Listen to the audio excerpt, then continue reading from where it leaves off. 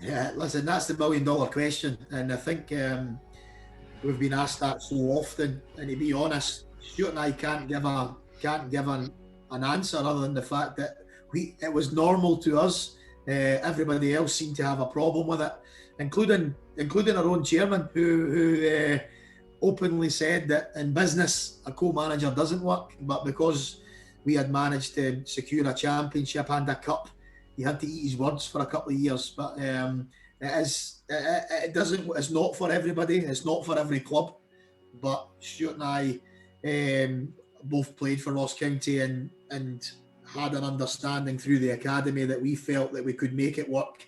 None of us were hell bent on being the manager and the only voice and it's my way and nobody else's way. We were very open to we coached in a similar way and the values were very, very similar as well. So the message was pretty joined up from the two of us.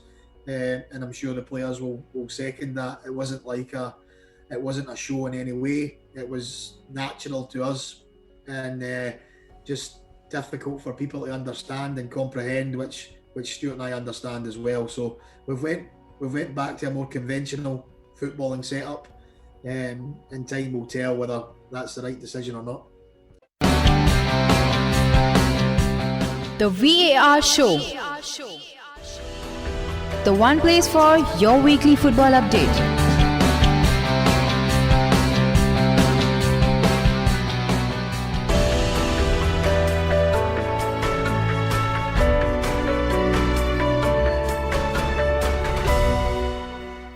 So hello, a very warm welcome to the VAR show, the show which talks about various major football leagues detail. Today we are going to continue with interviews and we have the CEO of Ross County Football Club, Mr. Stephen Ferguson with us. So without wasting much time, I would like to first thank Stephen for coming on the show. Thank you and welcome to the show. And I would like to begin by asking you, how are you and what are you doing these days? No, first of all, thanks for having me on the show. Delighted to have a chat with yourself. But certainly in Scotland, we're playing football, which is the most important thing. And on Friday, we had a supporter back in the ground for the first time. So we are in the Highlands of Scotland, which is a tier 1 area, which is low level of COVID, and we are fighting hard to keep it that way and make sure we can hopefully build on having 300 supporters on Friday and hopefully build that number to more in the future. Definitely. And like when I was preparing questions for this, I saw that you are currently the CEO of Ross County, but as early as last year you were the co-manager. Why did you take such a drastic change? Like you don't generally see a manager going and becoming maybe the CEO. How did it happen? Why did you take such an action? It's a good question. It was obviously I was co-manager with Stuart Kettlewell for 2.5 years. We had worked together in the academy as well, and we have a chairman that has a vision and has ideas of what he wants his football club to look like. And he wanted Stuart and I to manage the team when we were relegated from the Premier League and try and win the championship, which we were able to do, which was fantastic, but it was never going to be long term.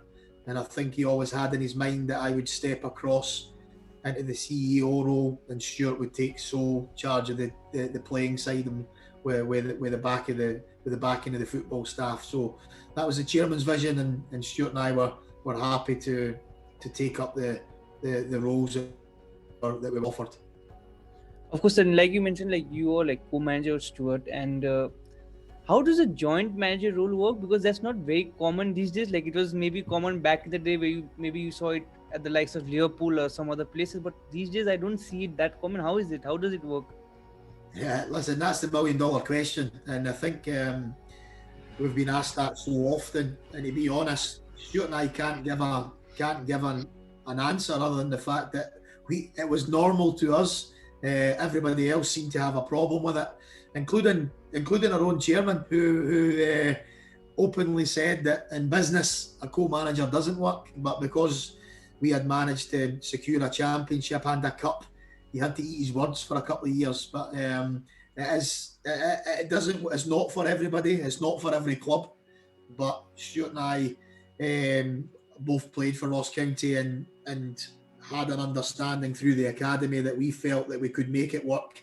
None of us were hell bent on being the manager and the only voice, and it's my way and nobody else's way. We were very open to, we coached in a similar way, and the values were very, very similar as well. So the message was pretty joined up from the two of us, and I'm sure the players will second that. It wasn't a show in any way. It was natural to us, and just difficult for people to understand and comprehend, which Stuart and I understand as well. So we've went back to a more conventional footballing setup, and time will tell whether that's the right decision or not. Definitely. And now, like you mentioned, like how like you had fans last week, like in small numbers, and provided that will grow with time. How much of the game that you had played behind closed doors affected you as a team and also as an organization? I think it has a huge effect. We're a small team, a small community team in the Premier League. So us in the Premier League is difficult anyway. It's a challenge, and it's every week's a huge battle. But in regarding having no supporters in the ground, we've all played or managed or coached or watched football, and football is an entertainment. It's an entertainment business, and you get the best out of people when there's a crowd and you get a support in. And the football's been good, and there's been lots of goals scored, and we've managed to get by, but I don't think the product is anywhere near it should be when supporters are not involved. And I think if you asked any footballer, coach or manager or CEO for that matter, would tell you that the quicker we can get supporters back into the ground, the better. But don't you think like it also maybe kind of helps some teams, maybe because there is no pressure for maybe in terms of like bringing up youth players or something like that, because they can probably play in a more carefree environment, which probably would not be the case if opponent fans were there. You're probably right. There would be an argument for that. Certainly since COVID's struck, we've been to Parkhead and Ibrox in Scotland, which is Celtic and Rangers stadiums. They hold 50,000 and 60,000, and they're full. So would be silly to say that it was definitely not as daunting playing at Rangers and Celtic this time with no supporters in, and we probably benefited from that. Whether Celtic and Rangers did, then I'm not so sure, because I'm sure, as everybody agrees, the influence on referees and the influence on opposition players when there's 60,000 people screaming at you is only natural that can affect certain people. So, no, I get your point. Definitely that it should be an environment that's more comfortable for some, but I still think that the negatives way outweigh the positives, and on the fact that supporters not being in the ground to being in the ground. Definitely. And being the CEO, how much of your maybe goals and milestones have been affected because of the pandemic? Yeah, the biggest thing for me, a big part of my role was going to be recruitment and looking ahead to what we're planning towards, and being able to visit, watch games, meet people has been limited, if not at all. So that's been difficult from my side. Commercially, income generation has been hit huge, and we have a small but really passionate team here at Ross County, and the challenge that we face is no different to the challenge that everybody else is facing, but it definitely affects the commercial revenue and the income generation opportunities that we have.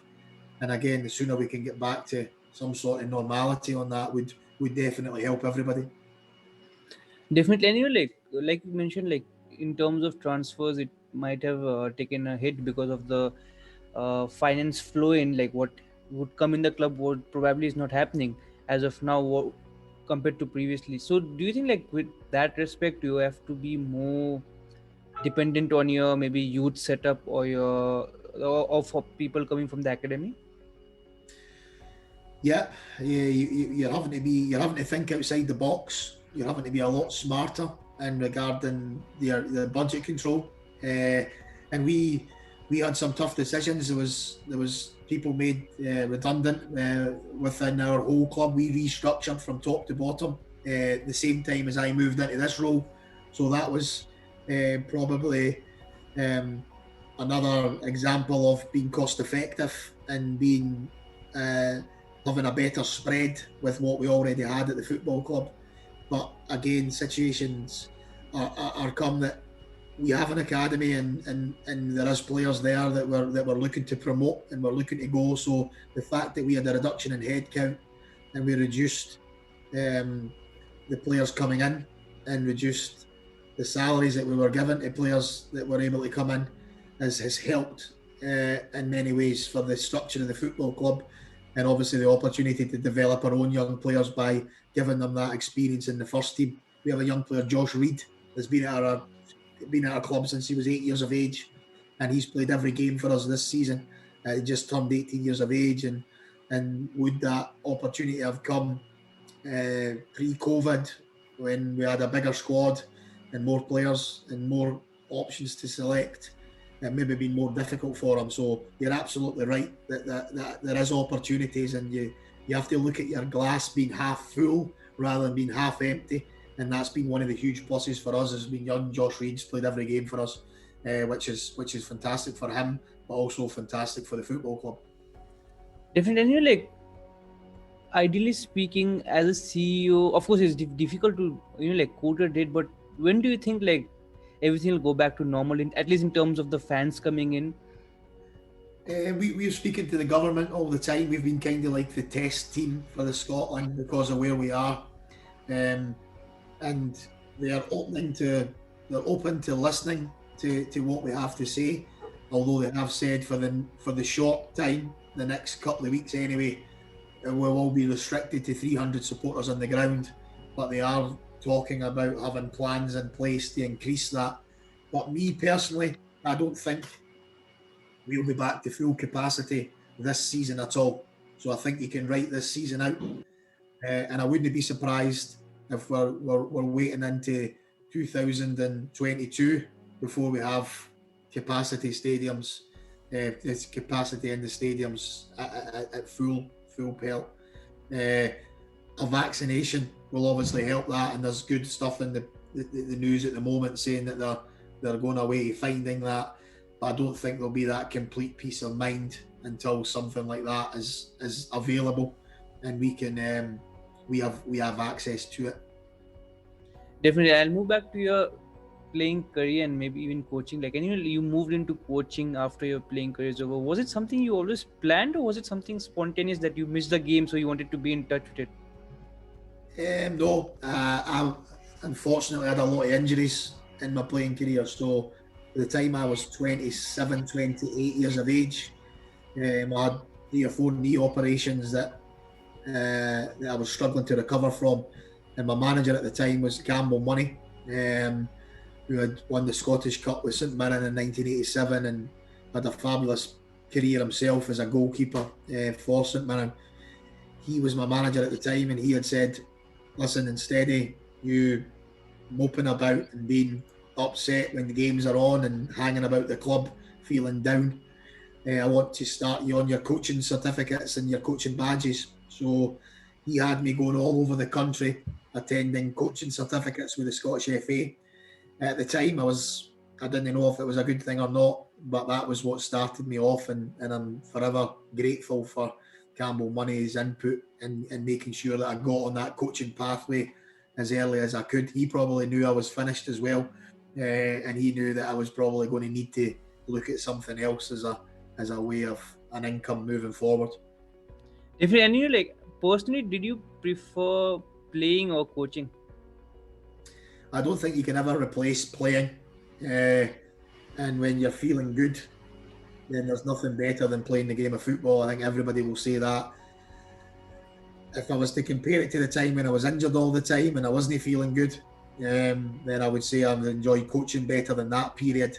But I think me when I was fit and when I was playing, then there's nothing can replace that. Of course, I knew like you have been a successful coach as well, and if you had to like Like, describe your philosophy, how you play, or how you like your team to play. Ideally, what would that be?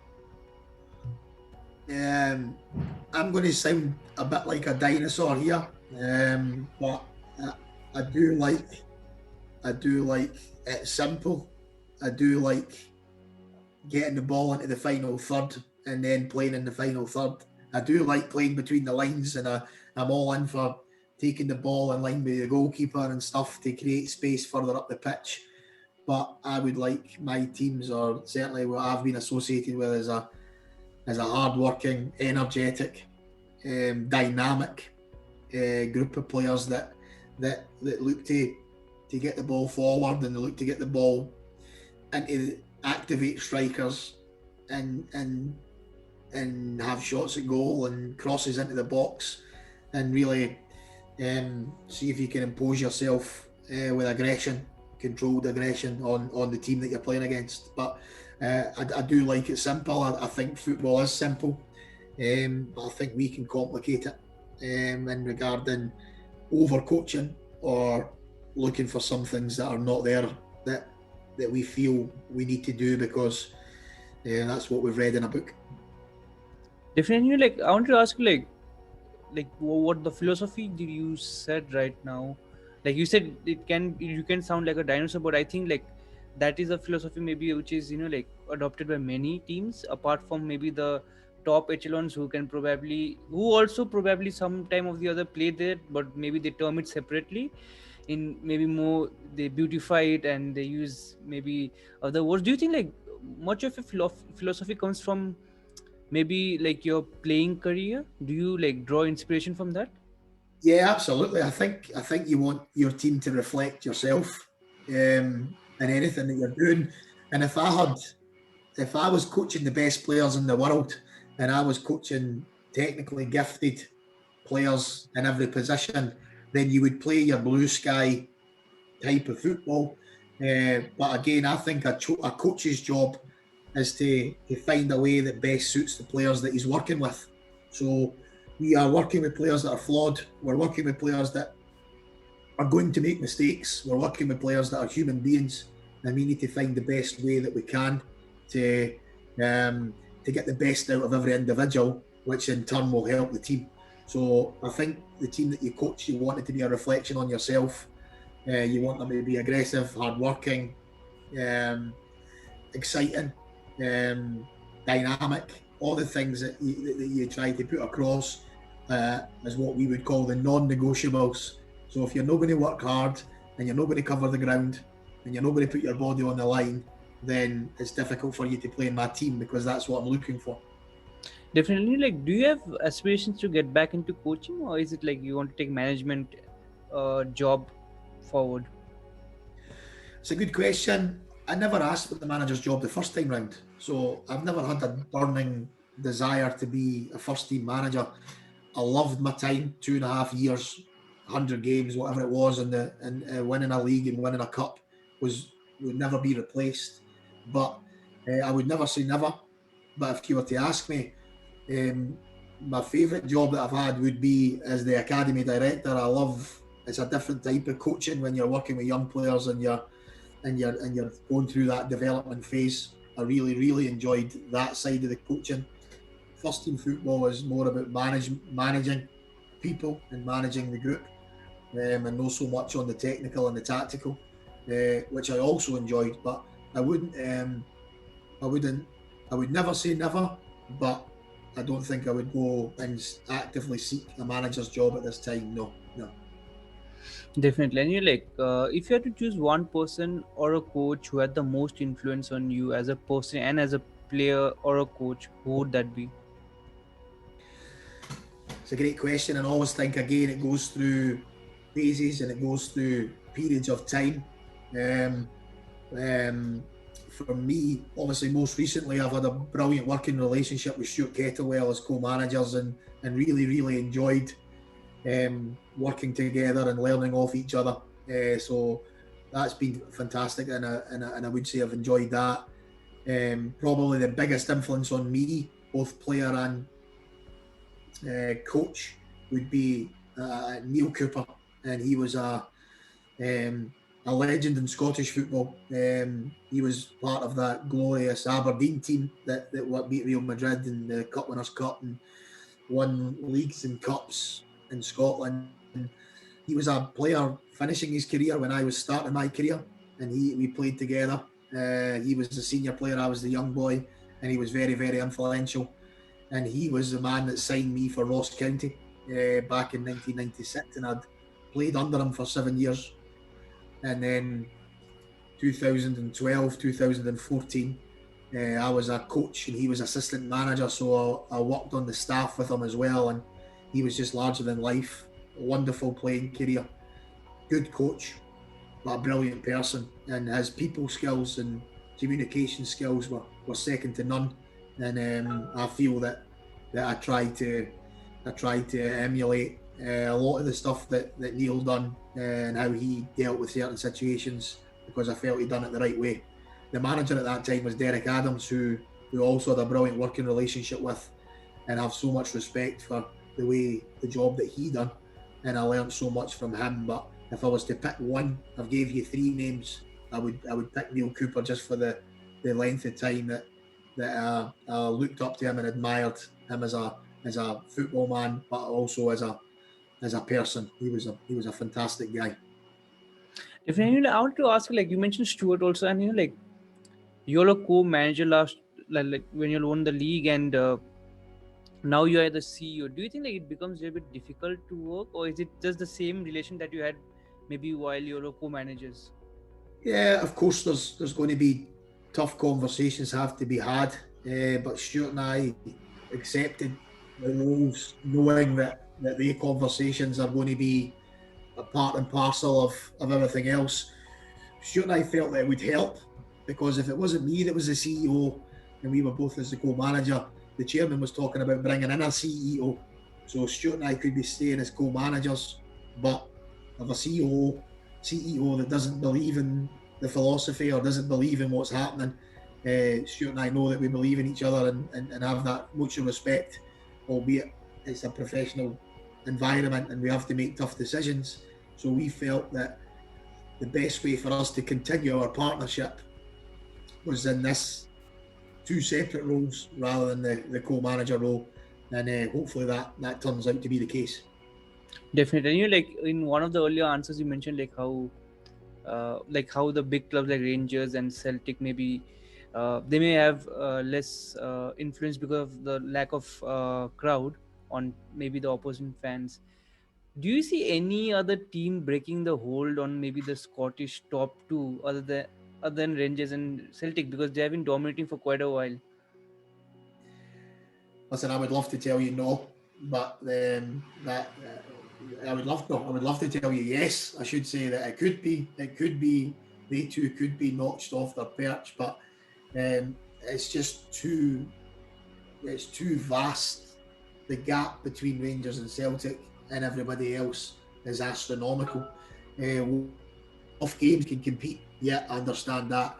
Over a period of 36, 40 games, it's impossible with the resources that they have, the players that they have at their disposal, their stadiums, their fan base, their history. Is very, very difficult. Now, if somebody was to tell me that Leicester would have won the Premiership in England, I would have said the same, that there's no chance that would have happened. I'm saying that no, I don't think anybody is going to go in and finish above Rangers and Celtic, but there's a part inside of me as a football guy in Scotland that would like to think that everybody will continually to try and see if we can. But the realist in me says that is very near mission impossible, although we'll continue to fight to see if we can. Definitely. Like, I wanted to ask you, like, going forward this season, maybe as you said, like there are no fans and probably it will be difficult because for Ross County and many other teams. What are the realistic expectations of that you have from the team this season? As always, whether I've been a player, a coach, a manager, or now as the CEO, if Ross County stay in the Premier League, then it's a successful season. We're a small community club in the Highlands. There's 6,000 people in our town, and we have 6,500 seats in the stadium. So even if every single person left the town to come to the football, we would still have 500 seats spare. So that's a wee example of the size of the club that we are, albeit we've punched way above our weight for a number of years. But if we can stay in the Premier League, it's success. In-house, we don't just accept just staying in the Premier League. We'll set our own targets and we'll have our in-house milestones that we're looking to hit. But Ross County have no given right to be in the Premier League, and for us to stay in the Premier League, then we have to fight and scrap and perform well every single week to even give ourselves a fighting chance. And even then, that's not guaranteed. Definitely. And like I wanted to ask you, like in terms of how many ever years that you have been involved with football in various capacities from player to CEO now, if you had to choose one moment as the most proudest moment of your entire footballing association, which one would that be? I suppose it's over such a long period of time, but from a playing point of view, you're always winning things is what everybody's wants to do. I've been lucky enough to win leagues as a player and as a manager now, and there's no better feeling than that. So the good feeling, and that's not a personal thing. It's just that bond and togetherness that you share with that group of players or staff at that time, because nobody can take that away from that group. So the team that we won the championship with, players have moved on, players have left. There could have been small fallings out along the way, but when you look back, nobody can take away that team, that group of management staff, that board had a collective part in winning a championship, and there's nothing like that. And since the one that we won as being co-manager is the most recent one, and probably the most important one from my point of view, that's the one that certainly is freshest in the memory. Definitely. And like I want to ask you, like you mentioned like how you were very injury prone during your career, you had a lot of operations. So like if you had to give a piece of advice to a young player or any player of any age who is going through probably similar stuff, how do you like like keep going? Like if you had to give a piece of advice to the injury player, what would you give? Again, it's so important that you keep your mind right, because the longer you're out injured, the longer you're in the gym, the longer you're not on the pitch. Your mind can play so many, and it's really, really important that you look after your mind rather than just your body. Your body tends to fix itself, or the operation will fix your body, but you need to make sure that you are positive in your thinking, and you're realistic in your thinking, and you don't put too much expectations. One of the biggest things is trying to get back from an injury too early and end up giving yourself more damage. So it's so important that you look after your body, but more importantly, you look after your mind, and stay positive, and you'll get there. You'll get there. You'll definitely get there. Definitely. And so like on that note, I'll ask you one final question, and before we wrap it up, and if you had to give a piece of advice to a young coach, what advice would you give that coach? Fall on your own sword. And what I mean by that is, if you're going to make a mistake, make sure it's your own mistake. If you're going to lose your job, then make sure you're losing the job for what you believe in and for what you wanted to get out of your team. Too many times we can be influenced by other people, or we can be too influenced by what we read. Sometimes you just need to trust yourself and back yourself to make the right decision. And if you don't, and you've gave it your best shot, then you can hold your hands up and say, well, that was on me. I've nobody else to blame. I done what I wanted to do. If it wasn't good enough, then it wasn't for the want of trying. Definitely. And like on that note, Stephen, thank you so much for talking to me, and I wish you and Ross County all the very best for the season that's going on, and hope you can achieve your goals and even maybe beyond your goals. And hope we can talk till then. Take care, stay safe. Bye. Stay safe. Thank you. Thank you so much. Player-wise, it would have to be Steven Gerrard, just because again before he became a journalist, he was someone I just admired massively in terms of the absolute complete footballer. I think if you were trying to like make a footballer in a factory, it would be Steven Gerrard, someone who, I think JB Carragher summed it up best once when he said, Steven Gerrard's biggest strength is he doesn't have any weaknesses. The stadium. I don't see really need to do that, mainly such a big spending. But it's true that it would be a fantastic stadium. That's not bad, but you have to be careful. And mainly at this moment, when we are going to face a very difficult time,